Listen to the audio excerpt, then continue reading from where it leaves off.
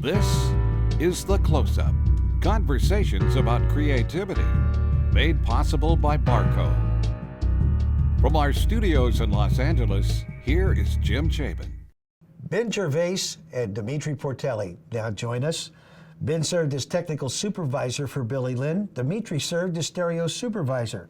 They have previously served in similar capacity for Martin Scorsese's Hugo. Welcome, Ben and Demetri.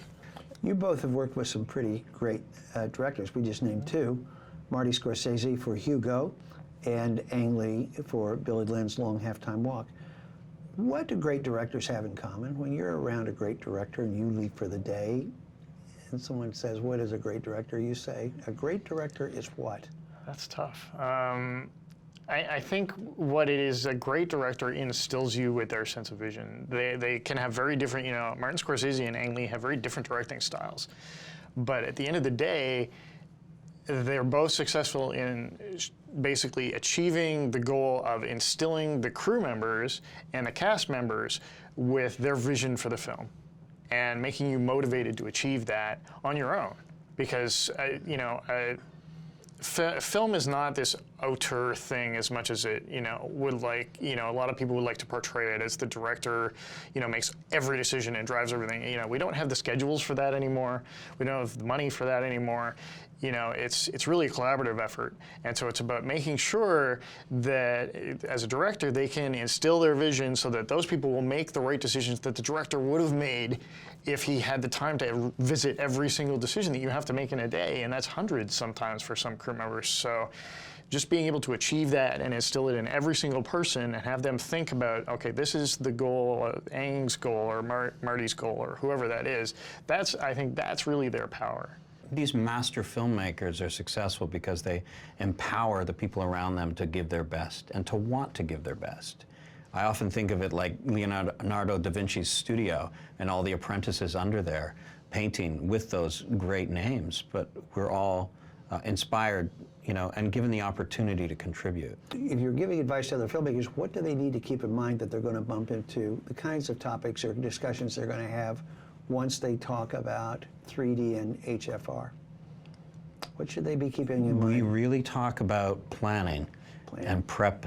It's invaluable. And testing outside of a camera bay and going out in the field in the mud and getting everybody all on board and tightening up that crew before you start principal photography. And just learning how to work in a new medium. You shot in Morocco? Mm-hmm. And then where was the football game shot? Atlanta, Georgia. Were you actually at a halftime show at a football game? We created it with Don Mischer. He brought us a halftime show, which we shot in four nights in the Atlanta Dome, and we also shot the battle scene in Morocco in 4 days. So there's a lot of pressure to get this movie done in 49 days and not screw up and not have delays. Talk about comfort. What does 120 frames, what does that make it easier for the moviegoer to see? When we did Hugo, one of the things we had, Demetri had to basically enforce with the assistant directors is there's a lot of scenes where we're going through the train station and there's crowds of people and the camera's kind of parting the waters essentially. And you end up with the assistant directors, just like they do in 2D, they have all these foreground crosses, right? All these extras that cross right in front of camera. And it was the judder in the 24 was just really, really disturbing when you'd have these really fast motions in front of the camera. So Demetri had to establish what he called the zone of pain, where the 80s had to enforce this distance between the camera because the judder was so bad, so close to the camera, that the shot was unwatchable. Or he had to make the 3D really small to compensate. We were forced to be conservative with 24. You have to be careful. And with 120, the crosses, the way you move your camera, and the way people are perceiving images, and all that information is physiologically the most comfortable thing I've ever seen. When Ang first received our top award for Life of Pi, he said, as a group, we need to work on making the cameras easier and more portable and reliable. And we've got a lot of work to do. Let's all work on that. Many other filmmakers have gone to, well, let's just convert the film. I'll make my movie, and then the wizards in post can make it a 3D movie. Ang has not. He used F65s, right in a Stereotech rig. What does it give you the power to do that maybe conversion just doesn't give you? I believe it's information. The information you're capturing in those two different perspectives, such as Ang using a 25mm lens to get close to an actor, those perspectives, that information is very different in both of your eyes. It is a lot more information to capture a human being with native photography, native 3D photography.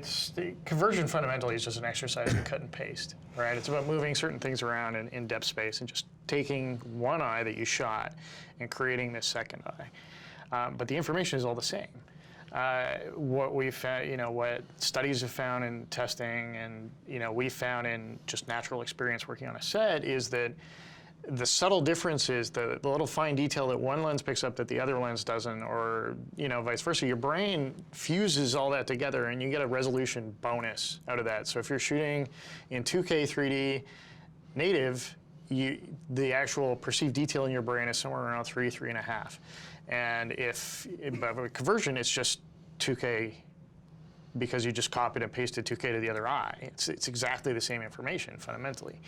So there's that raw sort of scientific view of it, but then there's also the fact that you ask somebody like Ang, and he's able, and Demetri as well, you're able to make these decisions on set. You're able to sort of look at a 3D monitor and use that as feedback to improve your shot, rather than getting into post and getting your shot converted and thinking, oh, if I just move the camera a little bit over here, this would be a much better shot in 3D. And that opportunity's gone.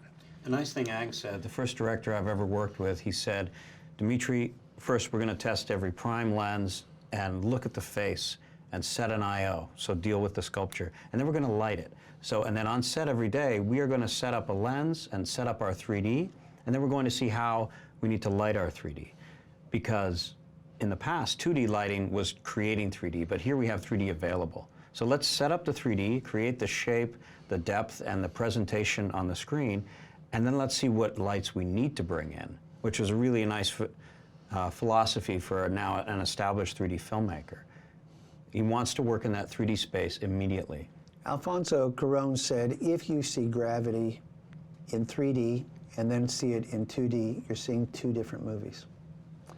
And the one thought I had after watching Billy Lynn is, I think if I saw this in 2D at a lower frame rate in a standard theater, I'm curious as to whether my reaction would be different in different ways.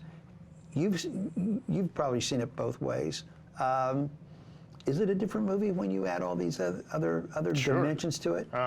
We ended up generating close to a dozen or so different versions of the movie. We feel like we've made 12 movies, because we've got 60 frame 3D, and we've got 120 frame 2D, and we've got 24 frame 2D and 3D, and we've got, high dynamic range version, and all these versions. And Ang really emphasized that he wanted spiritually all those versions to be somewhat the same experience, given the differences in technology, and to achieve roughly the same things, but watching them, you connect with each one a different way. We all saw The Hobbit. It was 48 frames a second. Correct. And I think the common observation was it looks a little like television. It has that TV look. Whatever I saw at 120 frames a second was not television. And it wasn't even a movie. It was a drama, and it was hyper-real, and it was intense. What happens between 48 and 120 where all of that goes away? Peter Jackson was very, very brave to try 48, and the subject matter was possibly the most difficult for a high frame rate you can have, because all of The Hobbit is fantasy. It's all constructed sets. It's all lots of makeup to achieve the looks they want. It's all lots of CGI to get the the backgrounds and the all these characters done. That's a tough mountain to climb when you're first learning it. To go to 120, it means that we can move. Someone on the screen can move as fast as they want, and you will never, as a viewer, be able to perceive an individual frame. So the comfort level, it takes you to someplace different. It's not TV. Right. because TV is mostly, you know, depending on, you know, there's like interlaced 60 in North America, or there's progressive 60, but at a lower resolution at 720. So it's a bit of a different thing, and you're seeing so much detail up there that your brain is having a real hard time saying that this isn't real. It's something, you know, and 48 in some ways is almost like we call the uncanny valley, you know, with the way that it's sort of when you make like a CGI person and it doesn't quite feel right, or you see like a really lifelike doll or statue or something that it looks creepy almost, Right. because it's very close to being lifelike, but there's part of our brain that's saying, no, there's something really wrong with this thing. And I think 48 sort of lives in that zone a little bit too. We're not used to it because it's not 24. Everybody's used to 24. So we're used to the problems of 24, and those have actually become things that we've called a creative asset in a lot of ways. 48 is something new, but it's not, I don't think it achieves enough to actually get you to some new place. You're around crews. You've hired a lot of people. When you're on a crew and staffing up, what are you looking for when you want to add someone to your team? What are the characteristics? Because a lot of people watching this With any new technology, we're looking for people who are flexible and not existing just in a single-minded nature, because some of the best people we've had who are adaptable to new things and change will easily jump in and, you know, sometimes do two jobs in one task in the spirit of independent filmmaking to support that filmmaker. So flexible people who are willing to do something new are really, really important. Yeah, I think the biggest thing is just an open mind. It's got to be somebody who is ready to, you know, yeah, they might be, you know, they might have done their job for 30 years, and I'm sure they're amazing at it. But if we have to go in there and say, well, because of this new technology, you have to change what you do, if they're not ready to embrace that, then the work is going to suffer. It's actually going to make them look bad, even though, you know. So it's about trying to work with people in the right way and make sure that everybody is just going for what. And you're working in close quarters, on a very tight time frame. You'd better be able to communicate with your team, almost telepathically, because you don't have time for anything else. So it's important to not have too many people. It's important to keep filmmaking intimate on the set as well, with the brain trust that's there, so people enjoy the process, and so it's not too heavy technically. That's not what we want. We want them to be filmmakers, and we want everything ready and bring it to the table. Well, you two are great filmmakers, and I loved Billy Lynn's Long Halftime Walk. Loved Hugo. I know you can't talk about what you're working on, but I have a sense that you're going to be back here talking to us again. And I want to thank you both for being here, Ben Gervais and Demetri Portelli. Thanks. Thanks, Thank you, Jim. Thanks for your help. The Close-Up is produced by the Advanced Imaging and VR Societies in Hollywood and is powered by Barco.